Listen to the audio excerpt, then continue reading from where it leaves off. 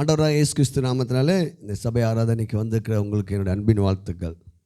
Price lord. எப்படி இருக்கீங்க? ஹல்லேலூயா. கர்த்தர் நல்லவர். இந்த நாளிலும் கூட ஒரு அற்புதமான ஒரு செய்தியை நாம் பார்க்க போகிறோம். நம்முடைய வாழ்க்கையில் அநேக முறை நம்முடைய சிறு பிராயத்து முதல் இந்நாள் வரை அநேக முறை நம்ம தோல்வியை பார்த்துருக்கிறோம், சில வெற்றிகளையும் பார்த்துருக்கிறோம். தோல்வியும் வெற்றியும் நம்முடைய ஒவ்வொருடைய வாழ்க்கையிலும் மாறி மாறி வந்து கொண்டிருக்கிறது. ஆனால் உலக பிரகாரமான காரியத்தில் ஒரு போட்டி நடத்துகிறாங்க என்றால் அந்த போட்டியில் கலந்து கொண்டு வெற்றி பெற்ற பிற்பாடு தான் வெற்றியாளர் என்று சொல்வார்கள். ஆனால் கிறிஸ்தவ வாழ்க்கையில் அப்படி அல்ல.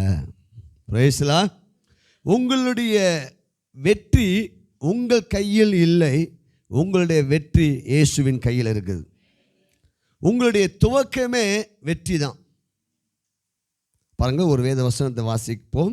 1 கொரிந்தியர் 15வது அதிகாரம் 57வது வசனத்தை வாசிக்கிறேன். நம்முடைய கர்த்தராகிய இயேசு கிறிஸ்துவினாலே நமக்கு ஜெயம் கொடுக்கிற தேவனுக்கு ஸ்தோத்திரம். நம்முடைய கர்த்தராகிய இயேசு கிறிஸ்துவினாலே நமக்கு ஜெயம் கொடுக்கிற தேவனுக்கு ஸ்தோத்திரம். என்னைக்கு நாம் இயேசுவை ஏற்றுக்கொண்டோமோ அன்றைக்கே நம்முடைய எல்லா பகுதியிலையும் நாம் வெற்றி பெற்று விட்டோம். அது எப்படி வெற்றி பெற்றோம் என்றால், ஆண்டவருடைய வெற்றியை நம்ம கையில் ஆண்டவர் கொடுத்துட்டார். இங்கே வேத வசனம் சொல்லுது, பிதாவாகிய தேவனுக்கு நாம் நன்றி செலுத்துவோம், அவர் நம்முடைய கரத்தை பிடித்து கிறிஸ்துவின் வெற்றி பவனிக்குள் நம்மை அழைத்து செல்கிறார். ஹல்லேலூயா. கிறிஸ்துவின் வெற்றி பவனி ஒரு வெற்றி பவனி வந்துட்டு இருக்குதான். என்ன அந்த வெற்றி பவனி பாருங்கள். இப்போது எலெக்ஷன் நடத்துகிறாங்க. ஜெயித்த உடனே அந்த எம்எல்ஏயோ அந்த அமைச்சரோ தன்னுடைய ஆட்களோடு இவ்வளவு ஓட்டில் நம்ம என்ன செஞ்சிட்டோம், வெற்றி பெற்று விட்டோம்னு சொல்லிட்டு ரோட் முழுவதும் அப்படியே லட்டு கொடுத்துட்டு வருவாங்க. Praise the Lord. பழைய காலத்தில் ராஜாக்கள் யுத்தத்துக்கு போவார்கள். யுத்தத்துக்கு போய் பல ராஜாக்களை முறியடித்து அந்த ராஜாக்களை விளங்கிட்டு அவர்களை ஜெயம் பெற்ற அந்த ராஜா முன்னாடி இப்படி நடந்து வந்துட்டு இருப்பார். இவர் போய் இந்த ராஜா போய் எந்தெந்த தேசத்துலலாம் வெற்றி பெற்றாங்களோ அந்த ராஜாக்களுடைய கைகளிலே விலங்கிடப்பட்டு கால்களில் விலங்கிடப்பட்டு அவர்களை அப்படியே பின்னாடி இழுத்துட்டு வருவாங்க. Praise the Lord. அந்த தேசத்தில் கொள்ளையடித்த சுதந்திரித்த அநேக ஆசீர்வாதத்தையும் கொண்டு வருவாங்க. அப்போது அந்த வெற்றி பவனி வரப்போகுதுன்னா அந்த தேசத்தின் மக்கள் எல்லாம், நம்ம ராஜா போய் நமக்காக வெற்றி பெற்று இப்போ திரும்பி வருகிறான்னு சொன்ன அந்த தேசத்துடைய எல்லா ஜனங்களும் ஆர்ப்பரித்து மகிழ்ச்சியோடு வெற்றியோடு அதை எதிர்பார்த்து கொண்டிருப்பார்கள். அப்பொழுது அந்த வெற்றி பெற்ற ராஜா அப்படி பின்னாடி வரும்போது இவன் நினைப்பாங்க, நமக்காக இவ்வளவு நன்மைகள், தோற்று போனவர்கள் அவர்கள் தலை குனிஞ்சு வருவார்கள். அவர்களால் இனி இந்த ராஜாவுடைய கண்ட்ரோலில் தான் அவங்க இருக்க முடியும். அதுபோல் சிலுவையில் ஒரு காரியத்தை ஆண்டவர் செஞ்சிருக்காராம். கொலோசியர் 2ஆம் அதிகாரம் 15வது வசனத்தில் வாசிக்கும் போது, சிலுவையிலே அவர் வெற்றி சிறந்தார். எடுக்க வேணாம் பாருங்கள். சிலுவையிலே அவர் வெற்றி துரைதனங்களையும் அதிகாரங்களையும் உரிந்து கொண்டு சிலுவையில் வெற்றி சிறந்தார். எப்படி வெற்றி சிறந்தார்னா, சாபத்தை, பாவத்தை, வியாதியை, தரித்திரத்தை, தண்டனையை, நமக்கு எதிராக கிரியை செஞ்ச பிசாசுடைய கிரியைகளை எல்லாத்தையும் விளங்கிடப்பட்டு இப்போது மிகப்பெரிய ஒரு ஊர்வலத்தில் இயேசு கிறிஸ்து வந்து கொண்டிருக்கிறார். அதுதான் இயேசு கிறிஸ்துவோடைய பவனி. அல்லேலூயா. எல்லாம் சாபம், பாவம், வியாதி, தரித்திரம் எல்லாம் விளங்கிடப்பட்டிருக்குது. பிசாசுடைய வல்லமைகள் விளங்கிடப்பட்டிருக்கிறது. பில்லி சூனியங்கள், செய்வினைகள் எல்லாம் விளங்கிடப்பட்டிருக்கிறது. நமக்கு எதிராக வந்த அத்தனை காரியத்தையும் ஆண்டவர் முறியடித்து அதை அனைத்தையும் கண்ட்ரோல் பண்ணி அவை அனைத்தையும் விளங்கிடப்பட்டு அப்படியே வந்துட்டு இருக்குது. அந்த வெற்றி பவனிக்குள்ள நம்முடைய ஒவ்வொருடைய கையை பிடிச்சு இயேசு கிறிஸ்துவினாலே ஜெயம் கொடுக்கிற தேவனுக்கு ஸ்தோத்திரம். ஹல்லேலூயா.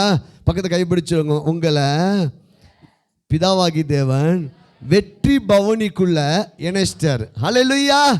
இப்போ அந்த அந்த தேசத்தில் இருந்த ஜனங்கள் வெற்றி யுத்தத்துக்கு போகல, ஆனால் ராஜா யுத்தத்துக்கு போயிட்டாரு. அவருடைய வெற்றி அந்த முழு தேசத்துக்கும் உரிமை வந்து விட்டது. ஹல்லேலூயா. இப்போ நீங்கள் நல்லா புரிஞ்சுக்கோங்க, பிசாசுடைய மிகப்பெரிய பொய் என்னன்னா, நீ தோற்று போயிட்ட.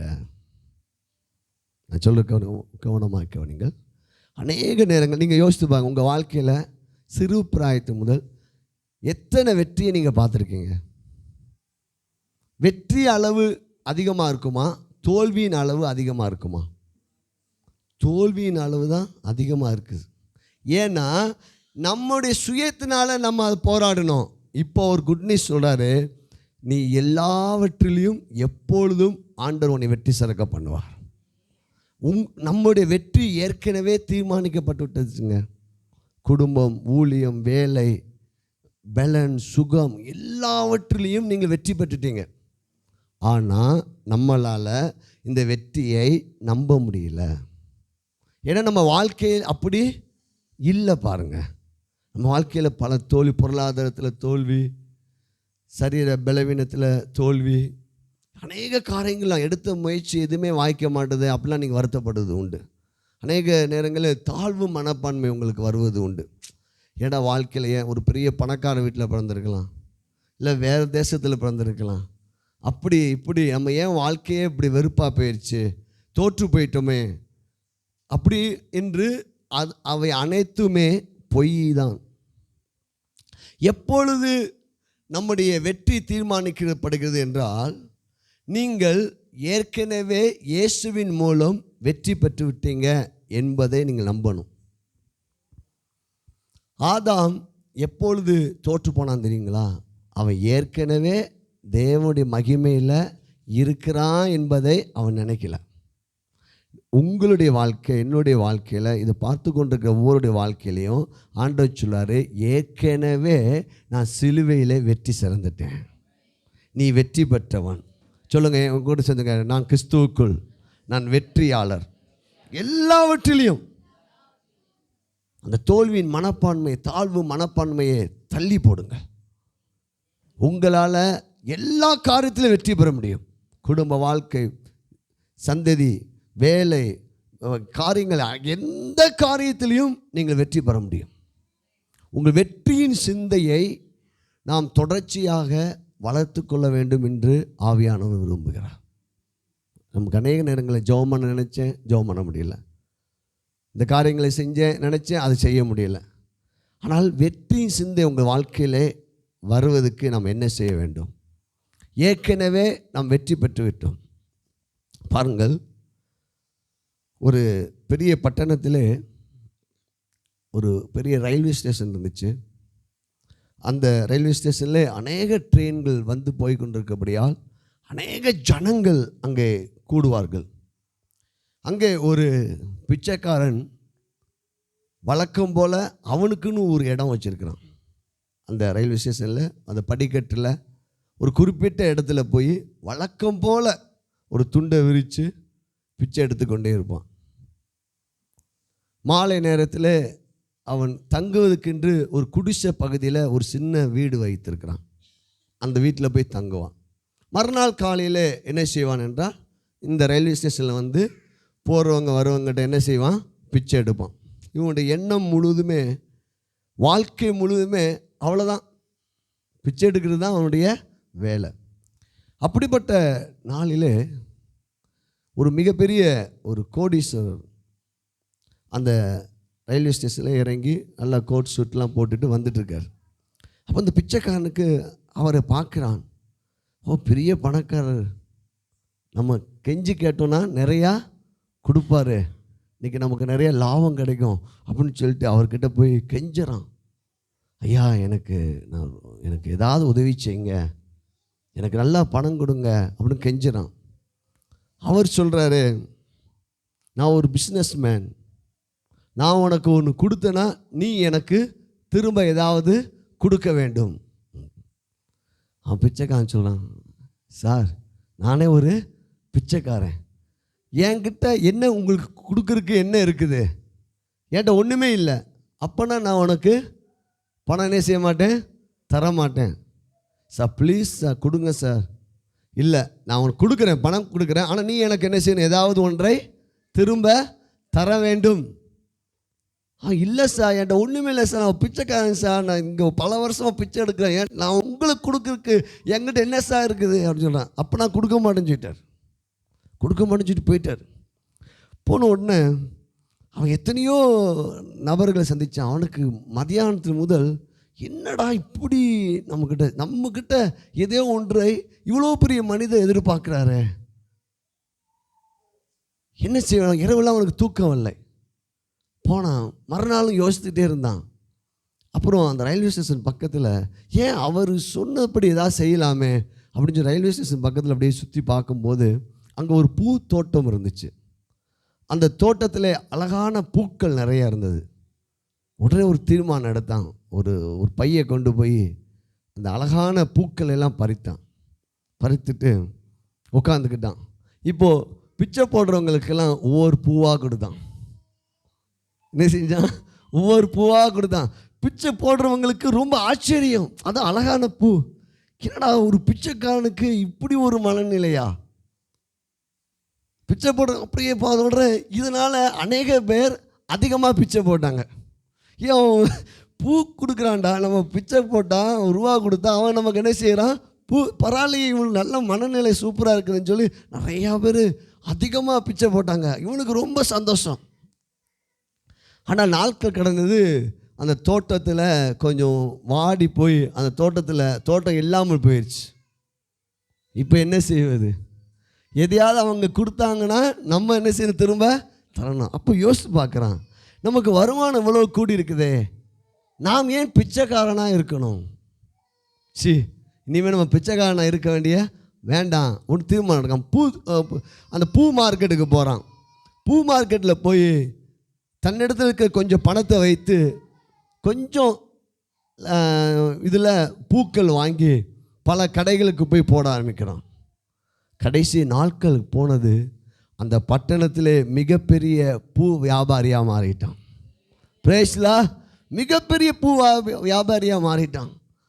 அப்போது அந்த பட்டணத்தில் மிகப்பெரிய பூ வியாபாரியாக இருக்கும்போது இவனை சந்தித்த அந்த பிஸ்னஸ்மேன் தன்னுடைய மகளுடைய திருமணத்துக்காக மிகப்பெரிய ஆர்டர் கொடுப்பதுக்காக இவன் கடைக்கு வரான். கடையில் வந்து பார்க்கும்போது இவனுக்கு அடையாளம் கண்டுபிடிச்சிட்டான் பிச்சைக்காரன். ஆனால் இவனும் இப்போ மிகப்பெரிய பிஸ்னஸ்மேன். அப்போ உடனே அவரை பார்த்து கை கொடுத்தான். சார், அன்றைக்கி நீங்கள் சொன்னீங்களே, உன்னிடத்தில் இருக்கிறத நீ என்ன கண்டிப்பாக என்ன செய்யணும், ஏதாவது ஒன்றை கொடுக்க வேண்டும். நான் இப்படி செஞ்சேன் சார், நான் இவ்வளோ பெரிய பிஸ்னஸ்மேனாக மாறிட்டேன். பிரேஸ்லா, இதில் என்ன, எதுக்காக இதை நான் சொல்கிறேன்னா, நம்முடைய மனதை நாம் மாற்றுவோமானால் நம்முடைய வாழ்க்கையில் வெற்றி பெறலாம். பிரைஸ்லா, நீங்கள் உங்கள் குடும்ப சூழ்நிலையோ உங்களுடைய சரீர பலவீனத்தையோ உங்களை குறித்து இருக்கிற எதிரான சூழ்நிலையை நீங்கள் நினைக்காதீங்க. நீங்கள் எந்த பகுதியிலையும் உங்கள் மைண்டை மட்டும் நீங்கள் மாற்றினீங்கள் என்றால் நீங்கள் வெற்றி பெறலாம். அதெல்லாம் வேத வசனம் சொல்லுது, உன் ஆத்துமாய் வாழுவது போல நீ எல்லாவற்றிலையும். அப்படி என்றால் நம்முடைய வாழ்க்கையில் ஏன் தோல்வின்னா, நம்முடைய மனநிலையில் சில தோல்வியின் எண்ணங்கள் இருக்குது. பிரைஸ்லாம். அப்போது நம்முடைய வாழ்க்கையில் நாம் இப்போது கிறிஸ்துவுக்குள்ளே உங்கள் ஒவ்வொருவருக்கும் ஆண்டவர் என்ன பேர் வைத்திருக்கார் தெரியுமா? வெற்றியாளர்கள். You are the success person. படிப்பாக வெற்றி, குடும்பமாக வெற்றி, பண விஷயமாக வெற்றி, சரீர பலனா வெற்றி. அல்லேலூயா. 3 தடவை சொல்லுங்கள், நான் கிறிஸ்துவுக்குள் நான் வெற்றி பெற்றவன், கிறிஸ்துவுக்குள் நான் வெற்றி பெற்றவன், நான் கிறிஸ்துவுக்குள் ஏற்கனவே நான் வெற்றி பெற்றவன். இதுதான் சத்தியம். ஏற்கனவே உங்கள் வெற்றி உறுதியாயிருச்சு. அது யாருடைய வெற்றி தெரியுமா? கிறிஸ்துவின் வெற்றி. பாருங்கள், இந்த வேதாகம் முழுவதுமே 66 புஸ்தகங்களிலும் இந்த வெற்றியை குறித்து அநேக காரியங்கள் எழுதப்பட்டிருக்குது. ஆனால் இந்த வெற்றிக்கு எது உதவியாக இருக்கும் என்றால் நம்முடைய விசுவாசம் மாத்திரமே. தேவனா பிறப்பதெல்லாம் உலகத்தை ஜெயிக்கும். நம்முடைய விசுவாசமே உலகத்தை ஜெயிக்கிற ஜெயம். அப்போது உங்களுக்கு விசுவாசம் என்றால் வேத வசனத்தை நீங்கள் எவ்வளவு கேட்டு இல்லை, என் வாழ்க்கையை ஆண்டவர் மாற்றுவார். பிரைஸ்லா.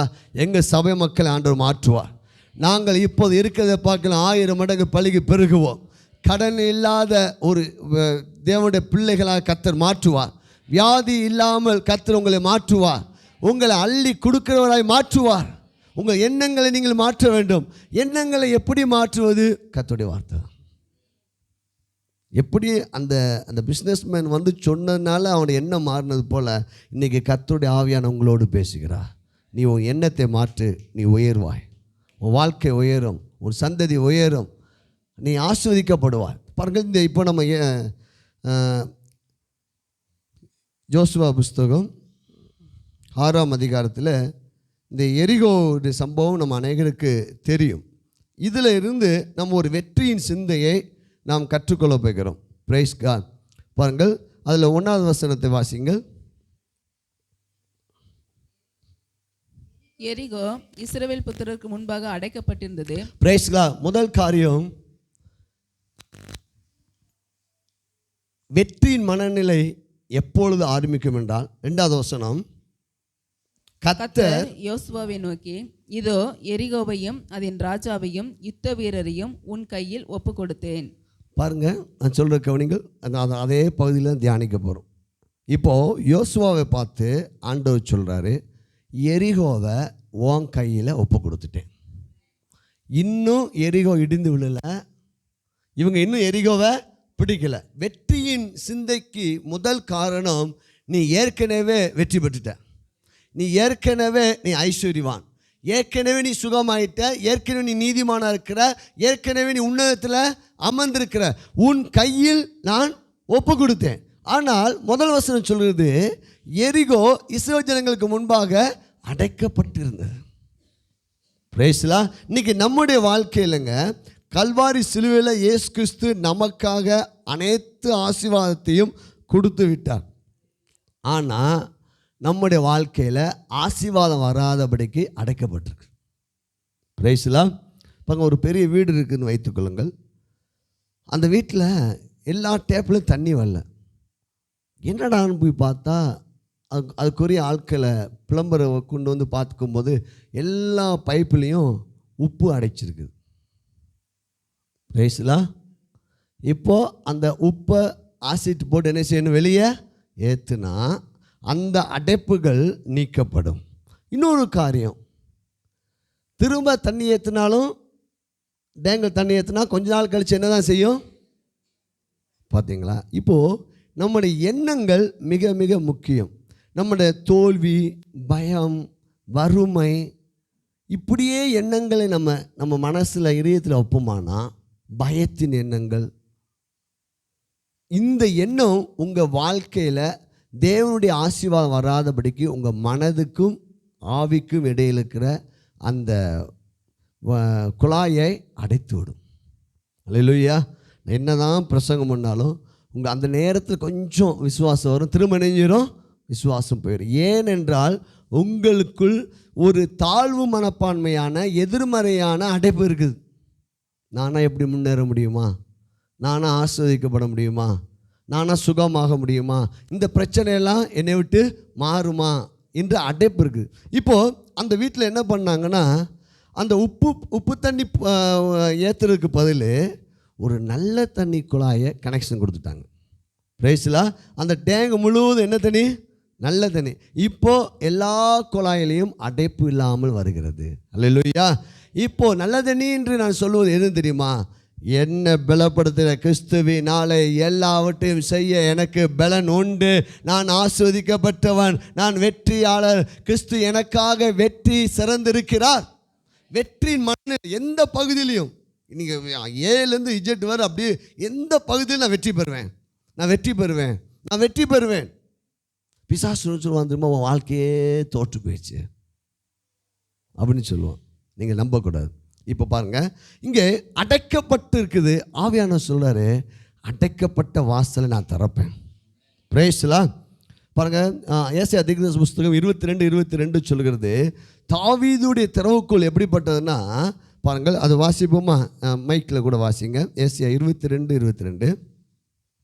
தாவீதுடைய வீட்டின் திறவுகோலை அவன் தோளின் மேல் வைப்பேன், ஒருவரும் பூட்டக்கூடாதபடிக்கு அவன் திறப்பான், ஒருவரும் திறக்கக்கூடாதபடிக்கு அவன் பூட்டுவான். பிரைஸ்லா, ஒருவரும் பூட்டக்கூடாதபடிக்கு அவன் என்ன செஞ்சிருவானா, திறப்பானா, ஒருவரும் திறக்கக்கூடாதபடிக்கு பூட்டுவான். இப்போ நீங்கள் என்ன நினைக்க தெரியுமா, வெற்றியின் மனநிலை உங்கள் வாழ்க்கையில் வெற்றி வரும்னா எதெல்லாம் அவிசுவாசம், சோர்வு, கவலை, சஞ்சலம், பயம், அதை எல்லாத்தையும் பூட்டி வைங்க. அல்லேலூயா. இயேசுவின் நாமத்தில் உங்களுக்கு அந்த அதிகாரம் உண்டு. அல்லேலூயா. எதெல்லாம் திறக்கணும் தெரியுமா, இயேசுவின் நாமத்தினால எனக்கு சந்தோஷம் என்ற வாசலை திறக்கிறேன், சுகத்தின் வாசலை திறக்கிறேன், வருமானம் என்ற வாசலை திறக்கிறேன், பணத்தின் வாசலை திறக்கிறேன், பொன்னின் வாசலை திறக்கிறேன். அல்லேலூயா. மகிழ்ச்சியின் வாசலை நான் என்ன செய்கிறேன், இயேசுவின் நாமத்தில் திறக்கிறேன். என் நாமத்தினால் எவைகளை கேட்பீங்களோ அவைகள் எல்லாம். அப்போது அந்த திறவுக்குள் எது தெரியுமா, இயேசுவின் நாமம். அல்லேலூயா. நீங்கள் உங்கள் வாழ்க்கைக்கு எதிராக இருக்கிற அடக்கப்பட்ட அனைத்தையும் நீங்கள் திறக்க முடியும். பாருங்கள், யோசுவா அதே ஏசியா தீர்க்கதரிசி புஸ்தகம் 45:1-2 பார்க்கும்போது இங்கே கோரேஸ் ராஜாவை குறித்து ஆண்டவர் சொல்கிறார். எப்படிப்பட்ட ஒரு அதிகாரத்தை கொடுத்துருக்கிறார், அந்த அதிகாரத்தை கர்த்தர் நமக்கும் கொடுத்துருக்கிறார். பாருங்கள், வாசிப்போம். கர்த்தராகிய நான் அபிஷேகம் பண்ணின கோரேசுக்கு முன்பாக ஜாதிகளை கீழ்ப்படுத்தி ராஜாக்களின் இடைக்கட்டுகளை அவிழ்க்கும்படிக்கும் அவனுக்கு முன்பாக வாசல்களை பூட்டப்படாதிருக்க கதவுகளை திறந்து வைக்கும்படிக்கும் அவனை பார்த்து அவன் வலதுகையை பிடித்து கொண்டு அவனுக்கு சொல்லுகிறதாவது, நான் உனக்கு முன்னே போய் கோணலானவைகளை செவ்வையாக்குவேன். அல்லேலூயா. ஆண்டவர் இந்த நாள் நமக்கு ஒரு வார்த்தை தருகிறாரு.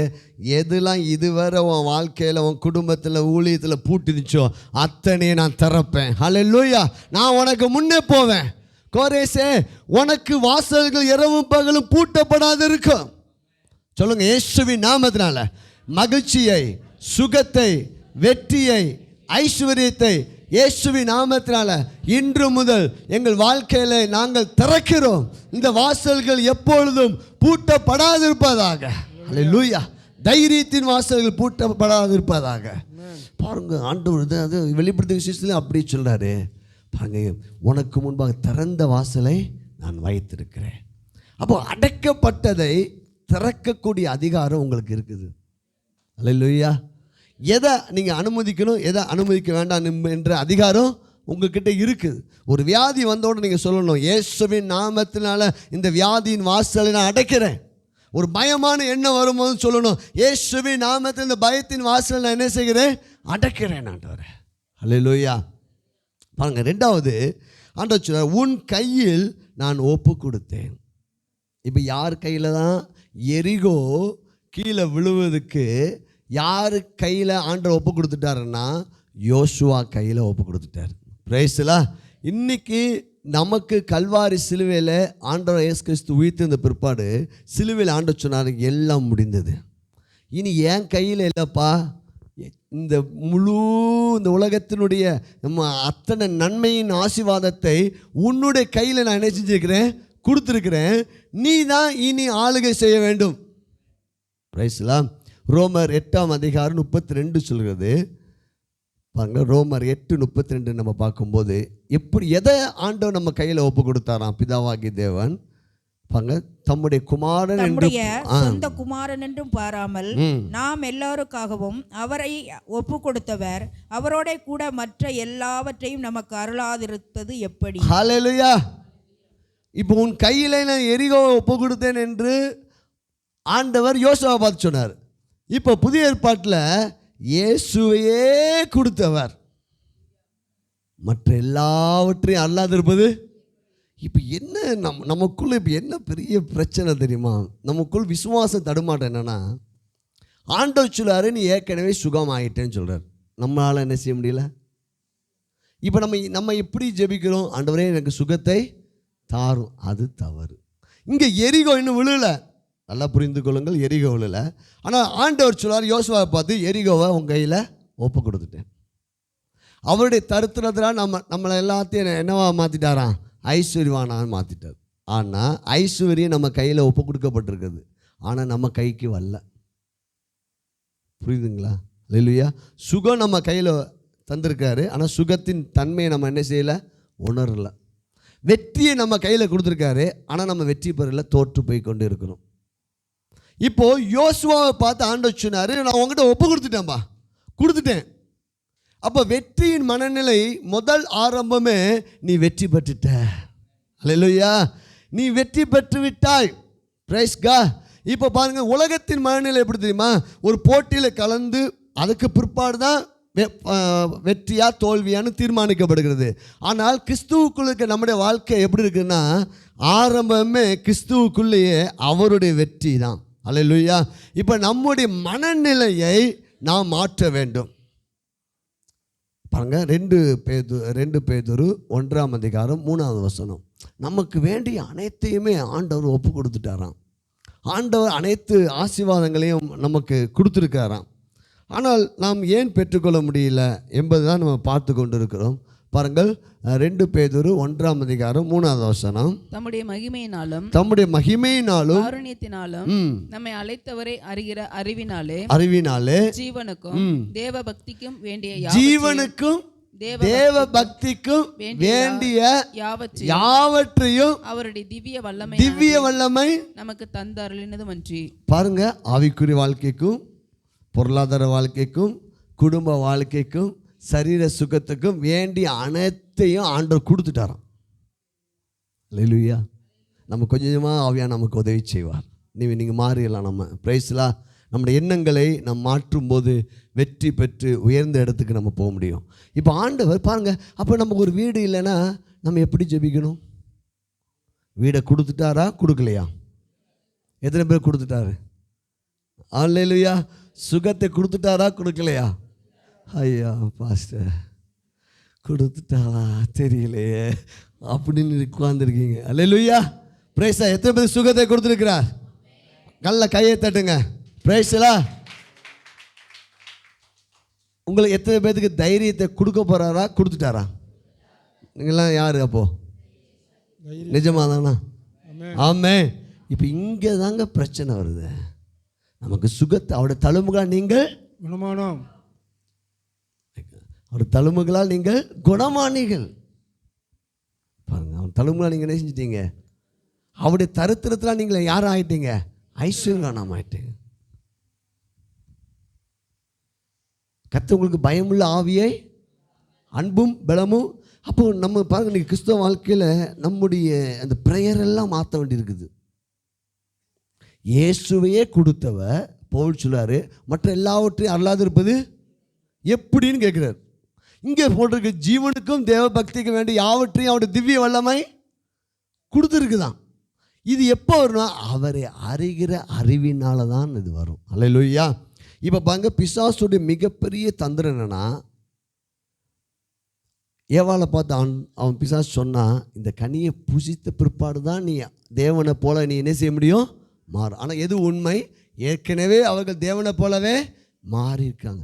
இப்போது நீங்கள் ஏற்கனவே தேவனுடைய பிள்ளையாக இருக்கிறீங்க, நீதிமானாக இருக்கிறீங்க, ஏற்கனவே நீங்கள் ஆபிரகாமின் ஆசீர்வாதத்துக்குள்ளே இருக்கிறீங்க, ஏற்கனவே நீங்கள் சுகமாயிட்டீங்க, ஏற்கனவே நீங்கள் வெற்றி பெற்றவர்கள், ஏற்கனவே உங்களால் எல்லாம் செய்ய முடியும். அந்த பலனை கர்த்தர் உங்களுக்கு கொடுத்திருக்கிறார். இப்போ உங்க வலது கரத்தை தலைமை வச்சவங்க இயேசுவின் நாமத்தினால எல்லா எதிர்மறையான எண்ணங்கள் என்னை விட்டு விலகி போ. இயேசுவின் நாமத்தினால நான் தைரியசாலி, நான் நீதிமான், நான் ஐஸ்வர்யவான், நான் பலன் அடைவேன். ஹல்லேலூயா. நான் சுகவான், நான் செய்வதெல்லாம் வாய்க்கும். இயேசுவின் நாமத்தினால சிறு பிராயத்து முதல் இந்நாள் வரை என் வாழ்க்கையில ஏற்பட்ட எல்லா எதிர்மறையான தோல்வியின் எண்ணத்தை நான் இயேசுவின் நாமத்தினால எதிர்க்கிறேன், அதை பூட்டி போடுகிறேன்.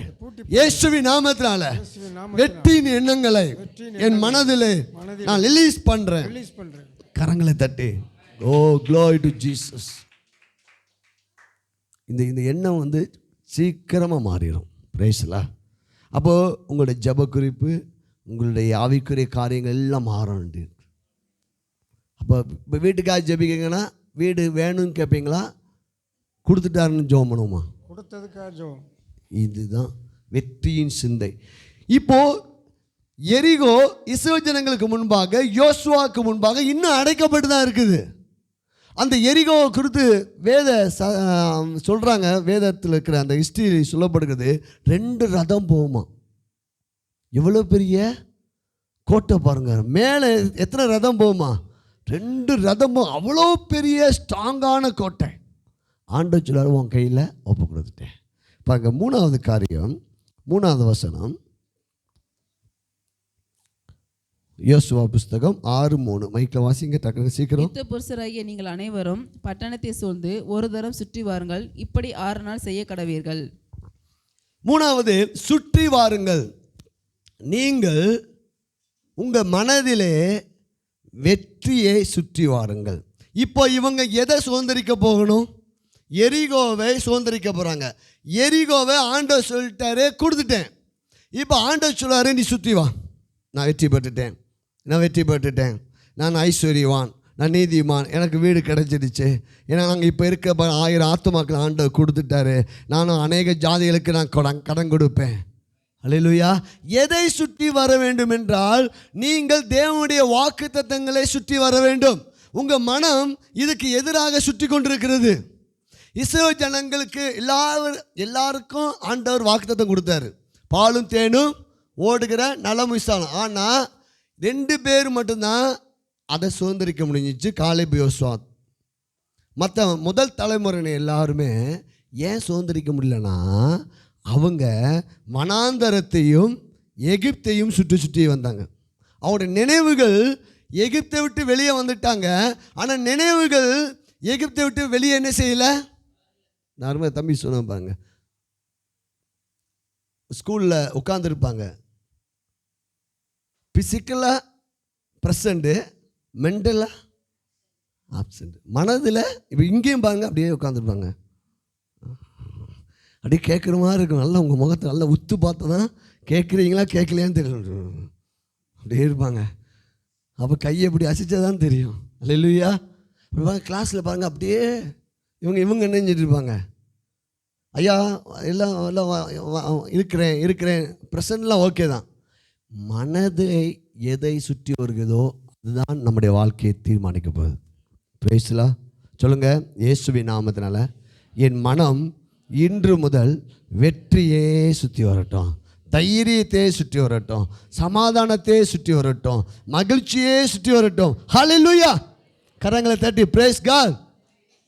உங்களுடைய மனம் இப்போ அந்த இஸ்ரவேல் ஜனங்கள் 40 ஆண்டு அந்த வனாந்தரத்தையே சுற்றி வந்தாங்க. கடைசி வனாந்தரத்தில் அழிஞ்சு போயிட்டாங்க. ஆனால் காலேப் யோசுவா மட்டும் எண்ணங்களை மாற்றி, கர்த்தர் கொடுப்பார், பாலும் தேனும் ஓடும் அந்த தேசத்தை கர்த்தர் எங்களுக்கு கொடுப்பார். இன்னொரு ஒரு நியூஸ் சொல்கிறேங்க, கொஞ்சம் கவனிங்க. நீங்கள் நல்ல நீங்கள் மிக மிக நல்லவர்கள். பிரைஸ்கா. இல்லை எல்லாம் கை வைத்துங்க. இங்கே பாருங்கள், நம்ம எல்லாம் எண்ணங்களை பார்க்க போகிறோம். பிரைஸில் அப்படியே பைபிள் அப்படி இருக்கட்டும். அப்படியே என்னை மட்டும் ஃபோக்கஸ் கவனிங்க. இப்போ என்னை ஃபோக்கஸ் பண்ணுங்கள். இப்போது நம்ம ஒன்றை ஃபோக்கஸ் பண்ண போகிறோம். அல்லேலூயா. நம்முடைய சபையில் இப்போ இருக்கிறத பார்க்குற 1000 மடங்கு ஆசீர்வாதத்தை ஃபோக்கஸ் பண்ண போகிறோம். இப்போ இந்த இஸ்ரவேல் ஜனங்கள் எதை ஃபோக்கஸ் பண்ணுறாங்க? இதுதான் எரிகோ, இதை தான் அவங்க ஆண்டவர் சொல்லிட்டார், இதை கொடுத்துட்டேன்னு சொல்லிட்டார். இப்போ இவங்களுடைய ஃபோக்கஸில் என்ன தெரியுமா? எரிகோ. அல்லேலூயா. உங்கள் ஃபோக்கஸ் என்ன தெரியுமா? நீங்கள் சுகவீனமாக இருக்கீங்களா? சுகம், நான் சுகமாயிட்டேன். இப்போ கடனில் இருக்கிறீங்களா? நான் ஐஸ்வர்யவான். நீங்கள் தோல்வியில் இருக்கீங்களா? இல்லை, நான் வெற்றி பெறுவேன். ஃபோக்கஸ். அல்லேலூயா. இப்போ பாருங்க, நீ உன்னுடைய வெற்றியை சுற்றி வா. இன்னொன்று புரிந்து கொள்ளுங்கள், உலகம் அப்படி இல்லை. வேலை பார்க்குற இடத்துல மக்கள் அப்படி இல்லை. படிக்கிற இடத்துல மக்கள் அப்படி இல்லை. காலேஜில் படிக்கும்போது மக்கள் அப்படி, ஸ்டூடெண்ட் அப்படி இல்லை. வெளி உலகத்தில் ஜனங்கள் அப்படி இல்லை. வெளி உலகத்து ஜனங்கள் எப்படி இருக்காங்க தெரியுமா? தோல்வியே பார்த்துட்டு இருக்கான், பயத்தையே பார்த்துட்டு இருக்கிறான், பற்றாக்குறையே எண்ணிக்கொண்டிருக்கிறான். இப்போ நல்லா புரிந்து கொள்ளுங்கள், 40 ஆண்டு இந்த முதல் தலைமுறையினர் எல்லோருமே வனாந்தரத்தை சுற்றி கொண்டிருக்கிறார்கள். அதில் 2 பேர் மாத்திரமே, காலேப்பு யோசுவா. அவங்களும் அவங்க கூட சேர்ந்தா சுற்றுறாங்க. ஆனால் என்ன மட்டும் வேற. அல்லேலூயா. நீ வேலை பார்க்குற இடத்துல பல பேர் இருக்கலாம், படிக்கிற இடத்துல பல பேர் இருக்கலாம், நீ இருக்கிற இடத்துல ரட்சிக்கப்படாத உன் குடும்பமாக இருக்கலாம். ஆனால் உன் எண்ணம் மட்டும் பிரகாசமாக இருந்தால் நீங்கள் பாலும் தேனும் ஓடுகிற தேசத்தை நீங்கள் சுதந்திரிப்போம். இப்போ நம்ம ஓரமாக உட்காந்துருக்குறோம். ஆனால் நம்ம ஒரு குரூப்பாக ஃபார்ம் பண்ணி நம்மளுடைய எண்ணம் மட்டும் ஃபோக்கஸ் பண்ணுவோமாண்ணா, ஆண்டவரே மலை மேலே இருக்கிற பட்டணமாய் கர்த்தர் எங்கள் சபையை மாற்றுவா, நாங்கள் இப்போ இருக்கிறத பார்க்கலாம் 1000 மடங்கு பழகி பெருகுவோம், எங்களுடைய சபைக்கு வருகிற ஒருவருக்கும் வியாதி இருக்காது. அல்லேலூயா. நீங்கள் எண்ணங்களை மாற்றாத வரை பாலும் தேனும் ஓடுகிற தேசத்தை சுதந்திரிக்க முடியாது. இந்த காலேப் யோசுவாக்கு எப்படி இருக்கும் பாருங்க. 2 பேருங்க மற்ற லட்ச மக்கள் எதை தான் பேசுகிறான், எதிர்மறையாக தான் பேசுகிறான். நீங்களும் உட்காந்துக்கிட்டு நீயும் நெகட்டிவாக பேசிட்டு இருந்தேன்னா வாழ்வு இருக்காது, பரலோகம் உண்டு. நல்லா புரிந்துக்கோங்க. துன்மார்க்கன் ஆலோசனையில் பாவிகள் வழியில் பிரயாசக உட்கார இடத்துல அவன் தாட்ஸை நீ உள்வாங்கக்கூடாது. அவன் சொல்லுவான் பெட்ரோல் விலை குறைஞ்சிருச்சு, எல்லாத்துக்கும் வியாதி வந்துருச்சு, எப்படி தான் வாழ போகிறோன்னு தெரியாது, இந்த வியாதி வந்து அப்படி போயிடுவாங்க, அப்படி அதை உள்வாங்கக்கூடாது.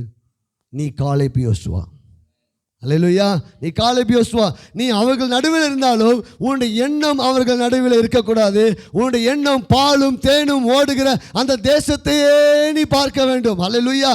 இப்போது இந்த இஸ்ரவேல் ஜனங்கள் இதனால தான் யோசுவா என்ன பண்ணிட்டான் தெரியுமா?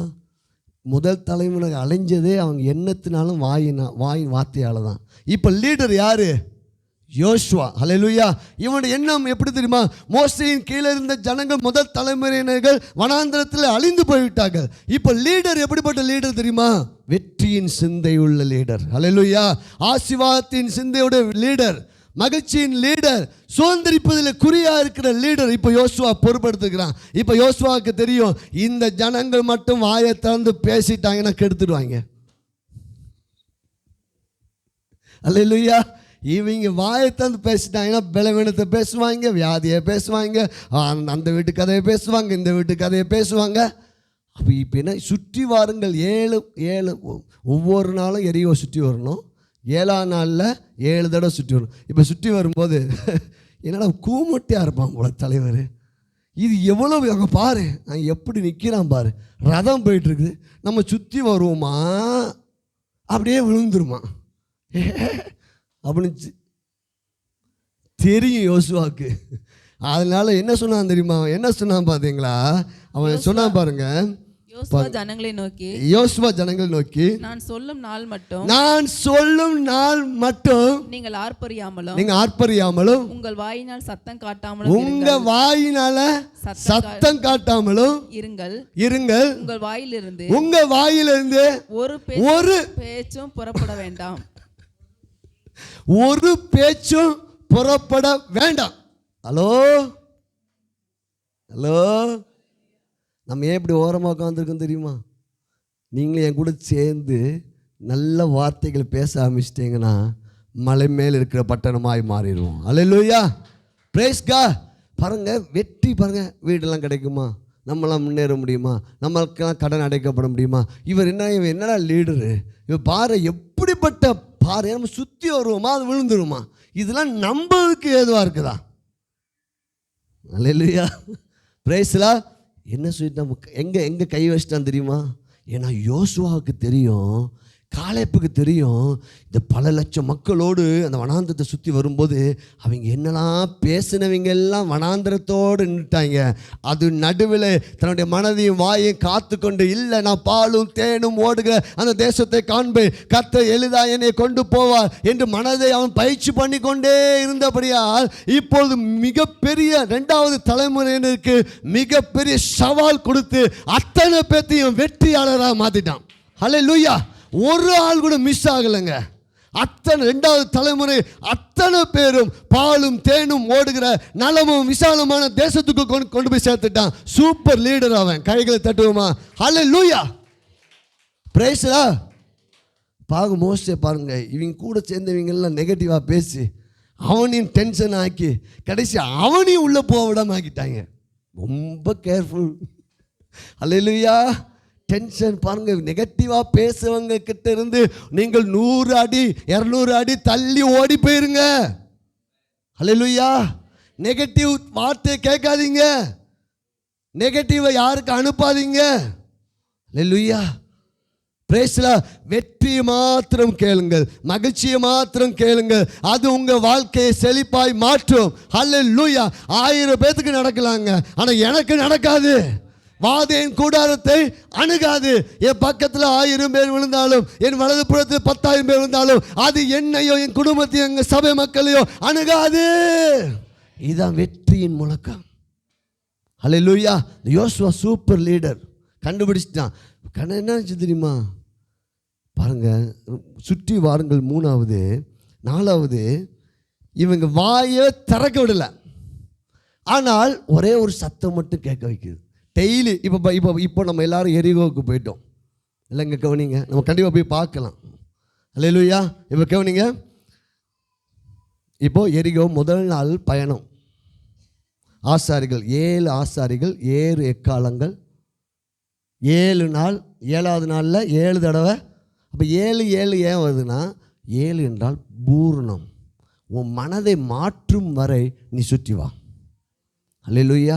உன் மனதில் வெற்றி சிந்தை வரும் வரை விடக்கூடாது. அல்லேலூயா. சுகத்தின் சிந்தனை வரும் வரை விடக்கூடாது.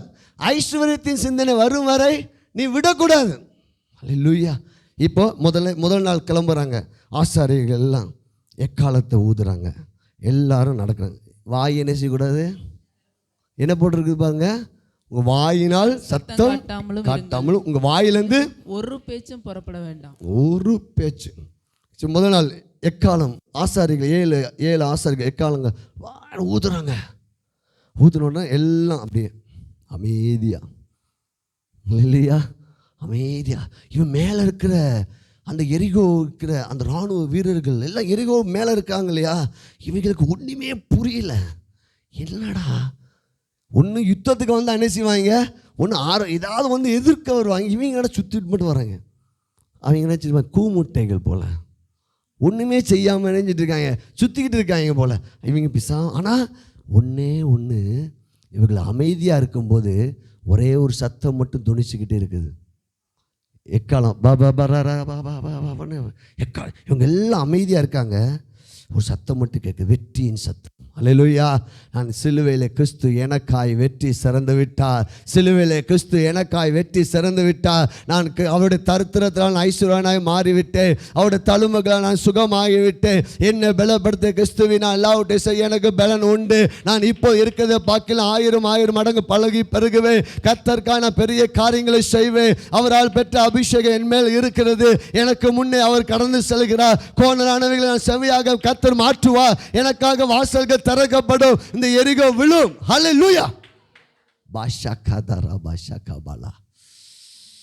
எந்த சத்தத்தை கேட்டாங்க, எக்கால சத்தம். இதுதாங்க விசுவாச சத்தம், வாக்குத்தத்தத்தின் சத்தம், வெற்றியின் சத்தம். இந்த செய்தி கேட்டு கேட்டு கேட்டு கேட்டு உங்க காதுகள் எதை கேட்கின்றதோ அது உங்க மனசு சிந்திக்கும். நீ தோல்வியும் பயத்தையும் பலவீனத்தையும் வியாதியையும் தருத்தரத்தையும் நீ கேட்டுக்கொண்டு இருப்பாய் என்றால் உன்னுடைய மனம் அதுதான் சிந்திக்கும்.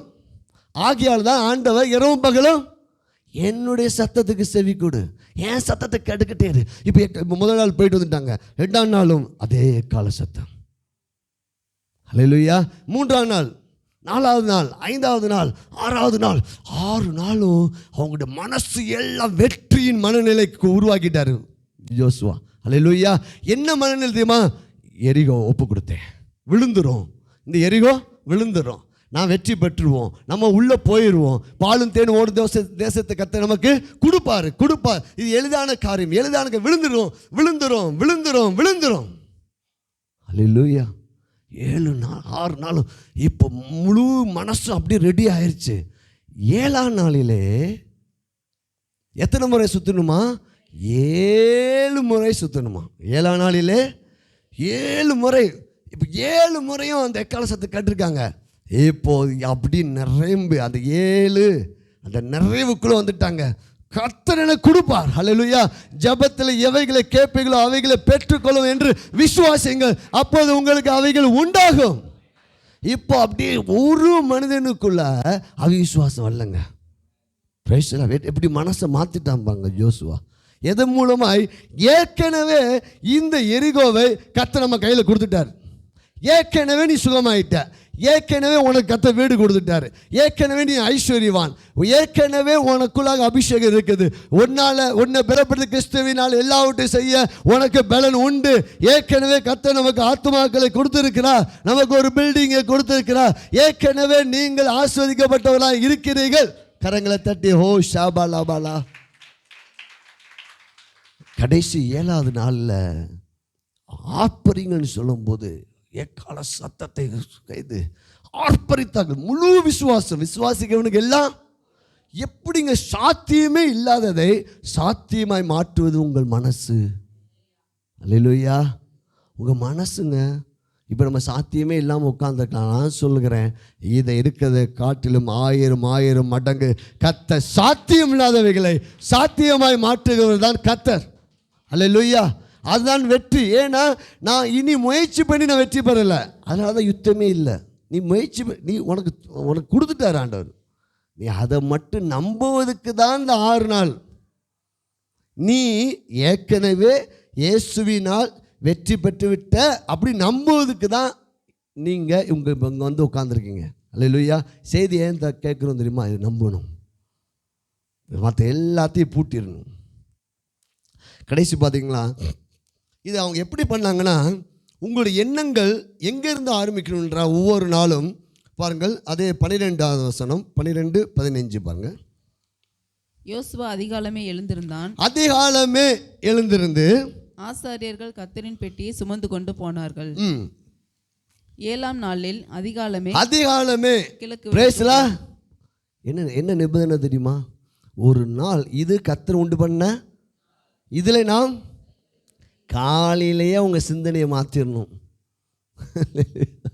காலையில் உங்கள் சிந்தனையை மாற்றலை, புரியுதுங்களா? யோசுவா என்ன பண்ண தெரியுமா? அதிகாலமே காலையிலேயே இவங்க கிளம்புற எத்தனை மணிக்கு தெரியுமா? நீங்கள் எந்திரிக்கிற மாதிரி இல்லை, நம்ம இஷ்டத்துக்கு எந்திரிப்போம், அப்படி இல்லை. அதிகாலமே எந்திரிச்சு ஊத ஆரம்பிச்சிட்டாங்க எக்காலத்தை. அல்லேலூயா. அதிகாலமே. அப்போ ஒவ்வொரு நாளும் உங்கள் மனதை காலையிலே வெற்றிக்கு நேராக கர்த்தருடைய வார்த்தைக்கு நேராக வந்துடணும். வெற்றி சத்தத்தை கேட்கணும், ஒரு செய்தியை கேட்க ஆரம்பிச்சிடணும், வசனத்தை போட்டு விட்டுறணும். இந்த வெற்றி பைபிள் எடுத்து வாசிக்கணும், வாக்குத்தத்தங்கள். காலையிலே உங்கள் மனநிலை எங்கே பிடிக்கணும்? வெற்றி. அல்லேலூயா. இந்த எரிகோ விழும், இந்த எரிகோ விழும். நாங்கள் அதை தாண்டி பாலும் தேனும் ஓடும் தேசத்துக்கு போவோம். ஏன் விழுன்னா ஏற்கனவே கொடுத்துட்டார். பிரைஸ்லாம் பாருங்கள், சில காரியங்களை மட்டும். இப்படி அவங்க ஆர்ப்பரித்த போது மிகப்பெரிய ஒரு காரியம் அங்கே நடந்தது. 5வது வசனம் வாசிப்போமா? 5வது வசனம் 6:5. அவர்கள் அந்த கொம்புகளினால் நெடுந்தொணி இடும்போது நீங்கள் எக்கால சத்தத்தை கேட்கும் போதும் ஜனங்கள் எல்லாரும் மகா ஆரவாரத்தோடு ஆர்ப்பரிக்க கடவுள். அப்பொழுது பட்டணத்தின் அலங்கம் இடிந்து விழும். ஹல்லேலூயா. மகா ஆரவாரத்தோடு. பேதுருவை சிறைச்சாலையில் சங்கிலியால் கட்டி வச்சுட்டாங்க. அப்போஸ்தலர் அப்படி எடுக்க வேண்டாம். அப்போஸ்தலர் 12வது அதிகாரத்தில் தேவதூதன் போன உடனே அவன் பிரசன்னத்தில் அவன் கட்டப்பட்ட சங்கிலி அப்படியே அவிழ்க்கப்பட்டது. பிரைஸ்லா. இன்னொரு இடத்துல அப்போஸ்தலர் அப்படி 16வது அதிகாரத்தில் பவுலும் சீலாவும் அநேக அடிகள் வாங்கிட்டு சங்கிலியாக கட்டப்பட்டு சிறைச்சாலைக்குள்ள இருக்கிறாங்க. அங்கே அவர்கள் பாடி துதித்த போது அவர்களுடைய கட்டுகளும் அவிழ்க்கப்பட்டு கூட இருக்கிறவங்களுடைய கட்டுகளும் அவிழ்க்கப்பட்டது. இங்கே அது இடிந்து விழும் மகாரவரத்தோடு. அப்படி மனசு நிறைஞ்ச பிற்பாடு வாய் திறந்தார்கள். அல்லேலூயா. சொல்லுங்க, மனதை வெற்றிக்கு, தைரியத்துக்கு, சந்தோஷத்துக்கு, சமாதானத்துக்கு, மகிழ்ச்சிக்கு, ஐஸ்வர்யத்துக்கு, பெருக்கத்தினால என் மனதை நிரப்புவேன். அதுக்கு பிற்பாடு நான் மகா சத்தமாய் வெற்றியையும் சந்தோஷத்தையும் சமாதானத்தையும் நான் ஆர்ப்பரிப்பேன். அல்லேலூயா. இந்த 6 நாள் என்ன பண்ணார் யோசுவா? மனதை நிரப்பி வைத்துட்டார். பாருங்க, இந்த மைண்டோட பவர் பாருங்க. 2 ரதம் ஓடுற எரிகோவை இவர்கள் யுத்தம் பண்ணாமல் ஒரு சின்ன ஆயுதத்தை வச்சு இடிக்காமல் உடைச்சிட்டாங்க. எப்படி உடைச்சாங்க? எதனால் உடைச்சாங்க? விசுவாசம், மைண்டு, வார்த்தை. இன்றைக்கி நம்முடைய வாழ்க்கையில் எதெல்லாம் அடைக்கப்பட்டிருக்குதோ அதை இந்த நாள் முதல் ஆண்டவர் உடைக்க உங்களுக்கு பலன் கொடுப்பார். அல்லேலூயா. எதெல்லாம் உங்களுக்கு தடையாக இருக்குதோ ஆண்டவர் சொன்னா உனக்கு முன்னே போய் உன் கடனை என்ன செய்வேன், இடிந்து விழும். சொல்லுங்கள், இயேசுவின் நாமத்தினால என் வாழ்க்கையில் இருக்கிற பயம் என்ற கோட்டை இடிந்து விழும். தரித்திரம் என்ற கோட்டை இடிந்து விழும். பலவீனம் என்ற கோட்டை இடிந்து விழும். ஹல்லேலூயா. இடிந்து விழுந்த உடனே பாலும் தேனும் ஓடுக தேசத்துக்குள்ளாய் போயிட்டாங்க. அப்போ இதை நீங்கள் உங்கள் மனதை நம்ம நிறைய நெகட்டிவாக பதிஞ்சு வச்சுருப்போம் பாருங்களா. இதெல்லாம் மாற்றுறதுக்கு ஒரே வழி எங்கே இருக்குது தெரியுமா? கர்த்தருடைய வார்த்தை தான், வாக்கு தத்தங்கள் தான். பிரைஸ்லா. ஒரு நாளைக்கு ஒரு வசனத்தை நீங்கள் மனப்பாடம் பண்ணீங்கன்னா வருஷத்தில் எத்தனை வசனம் உங்களுக்கு தெரிஞ்சிருக்கணும்? 300. இப்போ எத்தனை பேர்த்துக்கு எத்தனை வசனங்கள் தெரியும்? யோசித்து பார்த்தீங்களா? ஒரு நாளைக்கு ஒரு வசனத்தை மனப்பாடம் பண்ணுறதுக்கு எவ்வளோ நேரம் ஆகும்? மணி 1 மணி நேரம் ஆகுமா? அவர் டீச்சர் எவ்வளோ நேரம் ஆகும்? 5 நிமிஷம். சரி, உங்களுக்காக நம்ம சபைக்காக கிரேஸ் 10 நிமிஷம் வச்சுக்கோங்க. அப்படின்னா ஒரு வருஷத்துக்கு எத்தனை வசனம் நமக்கு தெரிஞ்சிருக்கணும்? நமக்கு தெரிஞ்ச வசனம் என்னது? கர்த்தரின் மெய்ப்பாராய். அது சண்டே கிளாஸ் சொல்லிக் கொடுத்தது நான். பிரைஸ்லா. இல்லையா? அப்போ புரிந்துட்டிங்களா? நம்ம ஏன்னா நம்ம மனதில் வசனம் போனால் தான் அந்த வசனம் தான் நமக்கு வெற்றி, சந்தோஷம், சமாதானம், பலன். நம்ம ஏன் பயப்படுறோம் தெரியுமா? பிரச்சனை வந்தோடனே பயப்படுறீங்கன்னா, உங்கள் வாழ்க்கையில் அதிகமாக நீங்கள் பயப்படுறீங்கன்னா ஒன்று சொல்கிறேன், உங்கள் மனதில் வார்த்தை இல்லை, வேறு ஒன்றுமே இல்லை. உங்கள் மனதில் வார்த்தை இருந்தால் கண்மலமே கட்டப்பட்ட வீடாக இருப்போம். அல்லேலூயா. காற்று அடிக்கலாம், மழை புயல் வரலாம், பிரச்சனை. ஆனால் நீங்கள் கர்த்தர் எனக்காக யாவையும் செய்து முடிப்பார், அவருடைய தலைமையாக சுகமாக இருப்பேன். உங்கள் பிள்ளையை பார்த்து நீங்கள் பயப்பட மாட்டீங்க, பிள்ளைக்கு தைரியத்தை கொடுப்பீங்க. பிரைஸ்லா. இப்போ இவங்க இந்த 2வது தலைமுறையை காப்பாற்ற யோசுவா எடுத்த 2 காரியம். ஒன்று மனசு, 2வது வார்த்தை. முதல்ல மனதை நிரப்பினான். உன் வாயில் எனக்கு அவன் யோசுவாவுக்கு தெரியும் இந்த ஜனங்கள்லாம் எப்படிப்பட்ட ஜனங்கன்னு. அல்லேலூயா. இப்போ நீங்கள் இந்த வார்த்தை நம்ம தீர்மானம் எடுக்கணும். என்ன தீர்மானம் எடுக்கணும் தெரியுமா? நான் வெற்றி மட்டும்தான் பேசுவேன். ஆனால் இந்த வாய் என்ன செய்யாது, நாவை அடக்க ஒரு மனுஷனாலும். அப்போ நாவை அடக்கிறதுக்கு ஒரு வழியை நான் சொல்லித் தருகிறேன். உள்ள வசனம் போயிடுச்சுன்னா உங்கள் வாயில் வசனம் வந்துடும். அல்லேலூயா. உள்ள வாக்குத்தத்தம் போயிடுச்சுன்னா உங்கள் வாயில் என்ன வந்துடும்? உள்ள வெற்றி போயிடுச்சுன்னா. இப்போ அந்த நான் ஆரம்பத்தை சொன்ன பார்த்தீங்க, ஒரு பிச்சைக்காரன், அவனுக்குள்ள அந்த ஒரு மிகப்பெரிய பணக்காரன் சொன்ன ஒரு வார்த்தை உள்ளே போனது. என்ன வார்த்தை? நீ ஏதாவது ஒன்று கொடு. பிரைஸ்லா. ஹல்லேலூயா. நன்றாக புரிந்துக்கிட்டீங்களா? அப்படி எழுந்து நிற்போமா? Glory to Jesus. பிரைஸ்கா. ஆண்டவரே, எங்கள் மனதை மாற்ற நீ வல்லமையுடையவர். Glory to Lord, glory to Lord. Hallelujah, hallelujah. இதில் நம்ம ஒரு 7 காரியங்களை பார்த்துருக்கிறோம். 7 காரியங்கள். முதலாவது அடைக்கப்பட்டிருந்தது. 2வது உன் கையில் நான் ஒப்பு கொடுத்தேன். 3வது சுற்றி வாருங்கள். 4வது அதிகாலமே. 5வது 7 எக்காலம், 7 ஆசாரிகள், 7 நாள் 7 தடவை. 6வது இடிந்து விழுந்தது. 7வது என்ன கிடைச்சிச்சு தெரியுமா? அவங்களுக்கு பொக்கிஷம் கிடைச்சிச்சு. பிரைஸ்லா. அவங்களுக்கு என்ன கிடைச்சிச்சா? வெள்ளியும் பொண்ணுமுடைய பொக்கிஷம். இந்த வெள்ளியும் பொண்ணும் யாருடையதுன்னு 19வது வசனத்தை நான் வாசிக்கிறேன். சகல வெள்ளியும் பொன்னும் வெண்கலத்தினாலும் இரும்பினாலும் செய்யப்பட்ட பாத்திரங்கள் கர்த்தருக்கு பரிசுத்தமானவைகள். அல்லேலூயா. இப்போ வெள்ளி பொண்ணு இந்த ஆசீர்வாதம்லாம் கர்த்தருக்கு என்னதான்? பரிசுத்தமானது. அல்லேலூயா. இப்போ அவைகளை நீங்கள் சாபத்திட்டான பாருங்கள். அதில் இன்னொரு வார்த்தையை வாசிக்கிறேன். 24 வாசிங்க. 24. பட்டணத்தையும் அதில் உள்ள யாவையும் அக்கினியால் சுட்டெரித்தார்கள். வெள்ளியும் பொன்னையும் வெண்கலத்தினாலும் இரும்பினாலும் செய்த பாத்திரங்கள் மாத்திரம் கர்த்தரின் ஆலயத்தில் பொக்கிஷத்தில் சேர்த்தார்கள். அல்லேலூயா. உங்களுடைய அக்கௌண்ட் நிரம்பும், நம்முடைய சபையுடைய அக்கௌண்ட் நிரம்பி வழியும். வெள்ளியும் பொன்னும் ஆசீர்வாதம் அனைத்தும் கர்த்தருக்கு பரிசுத்தமானது. தங்கம் நல்லது. அல்லேலூயா. சொல்லுங்க, இயேசுவின் நாமத்தினால. நீங்கள் பாருங்க, முதல்ல அடைக்கப்பட்டது உண்மைதான். நம்ம சூழ்நிலை மாதிரி தான் இன்றைக்கி நிறைய காரியம் அடைக்கப்பட்டு. ஆனால் ஆண்டவர் சொல்லார், திறந்த வாசலை கொடுக்க. பிரைஸ் ஒன்று அடைக்கப்பட்டது. ரெண்டாவது, உன் கையில் ஒப்பு கொடுத்தேன். அதுதான் வெற்றிக்கு நீங்கள் கடந்து செல்லக்கூடிய முதல் படி. என்ன வெற்றினா, இனிமேல் நீங்கள் ஜபத்தை எப்படி பண்ணணும் தெரியுமா? ஏதாவது ஒன்று வேண்டும் என்றால், ஆண்டவரே எனக்கு இயேசுவின் நாமத்தை கொடுத்ததுக்காக நன்றி ஆண்டவரே. ஆண்டவர் வாரந்தோறும் சரியாக 10 மணிக்கு நாங்கள் சபைக்கு போனதுக்காக நன்றி. அந்த பெலனை எங்களுக்கு கொடுத்ததுக்கு நன்றி ஆண்டவரே. ஆண்டவர் ஜெபிக்கூடிய பெலனை எனக்கு கொடுத்ததுக்கு நன்றி. அதிகாலை எழுந்து ஜெபிக்கூடிய கிருபை எனக்கு கொடுத்ததுக்கு நன்றி. தசமபாகம் கொடுக்கறதுக்கு நன்றி ஆண்டவர். என் கடனெல்லாம் நீங்கள் அடைச்சதுக்காக நன்றி. எப்போ ஆரம்பிக்கணும் தெரியுமா? எதையோ ஒன்றை பெற்றுக்கொள்ள போகிறோம் என்று நீங்கள் எண்ணக்கூடாது. ஏற்கனவே நான் பெற்றுக்கொண்டேன். அது யாருடைய வெற்றி? யார் எனக்கு கொடுத்தார்? இயேசு. அவர் இயேசுவின் வெற்றி. கண்கள் மூடி ஜெபம். சர்வவல்லமை தகப்பனே, எங்கள் மனதையும் எங்கள் வாயின் வார்த்தையும் மாற்றுங்க. நாங்கள் வெற்றியாளர்களாக எங்களை வைத்திருக்கீங்க. அப்போ உன் கையில் நான் ஒப்பு கொடுத்தேன்னு சொன்னீங்களா ஆண்டவரே? அந்த வெற்றியே நாங்கள் சுற்றி வர எங்களுக்கு உதவி செய்யுங்க. அதை நாங்கள் பரிபூர்ணமாக சுற்றி வர உதவி செய்யுங்க. அதை ஒவ்வொரு நாளும் அதிகாலையிலிருந்து எங்களுடைய மனதை நாங்கள் பாதுகாக்க உதவி செய்யுங்க. இடிந்து விழுந்தும் ஆண்டவரே, அதுபோல் எங்கள் வாழ்க்கையில் இருக்கிற எல்லா சூழ்நிலைகள், அடைக்கப்பட்ட வாசல் எல்லாம் இன்று முதல் எங்கள் சபை மக்களுக்கும் இதை பார்த்து கொண்டிருக்க ஒவ்வொருவருக்கும் இடிந்து விழும் ஆண்டவரே. நாங்கள் எரிகோவை சுதந்திரிப்போம் ஆண்டவரே. பாலும் தேனும் ஓடுக அந்த தேசத்தை சுதந்திரிப்போம். வெள்ளியும் பொன்னும் எங்களுடைய பொக்கிஷத்தில் சேர்க்கப்படும் ஆண்டவரே. கரங்கள் தட்டி நன்றி செலுத்துவோம். சோதரம் சோதரம் சோதரம் சோதரம் சோதரம் சோதரம். கர்த்தர் நல்லவர், அவருடைய கிருபை என்றும் உள்ளது.